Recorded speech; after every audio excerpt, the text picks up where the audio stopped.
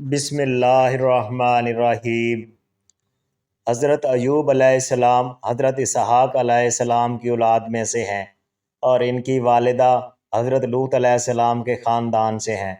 اللہ تعالیٰ نے آپ کو ہر طرح کی نعمتوں سے نوازا تھا، حسن صورت بھی اور مال و اولاد کی کثرت بھی، بے شمار مویشی، کھیت اور باغ وغیرہ کے آپ مالک تھے۔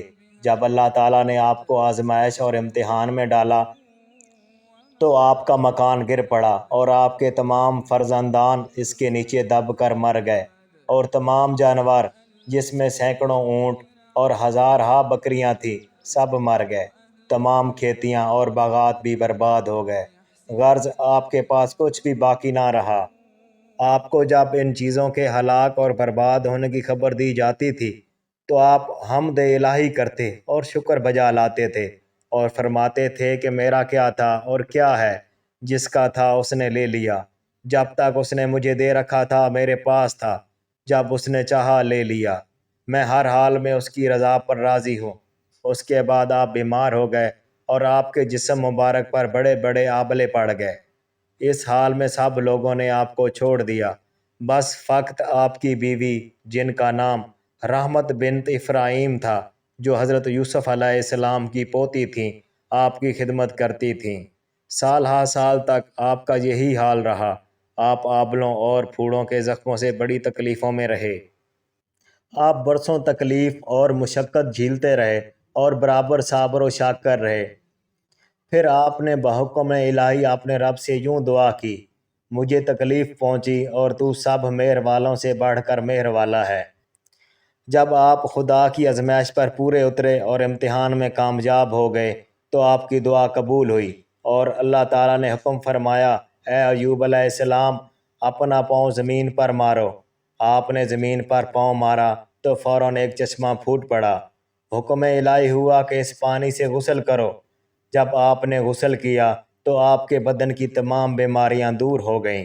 پھر آپ 40 قدم دور چلے تو دوبارہ زمین پر قدم مارنے کا حکم ہوا، اور آپ کے قدم مارتے ہی پھر ایک دوسرا چشمہ نمودار ہو گیا، جس کا پانی بے حد ٹھنڈا، بہت شیریں اور نہایت لذیذ تھا۔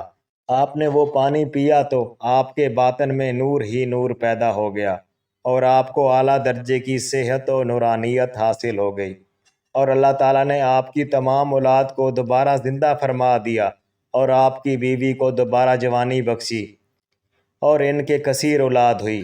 پھر آپ کا تمام ہلاک شدہ مال و مویشی اور اسباب و سامان بھی آپ کو مل گیا، بلکہ آپ پہلے جس قدر مال و دولت کا خزانہ تھا اس سے کہیں زیادہ مل گیا۔ اس بیماری کی حالت میں ایک دن آپ نے اپنی بیوی صاحبہ کو پکارا تو وہ بہت دیر کر کے حاضر ہوئیں۔ اس پر غصہ میں آ کر آپ نے ان کو 100 درے مارنے کی قسم کھا لی تھی۔ تو اللہ تعالیٰ نے فرمایا کہ اے ایوب علیہ السلام آپ ایک سینکوں کے جھاڑو سے ایک مرتبہ اپنی بیوی کو مار لیجئے، اس طرح آپ کی قسم پوری ہو جائے گی۔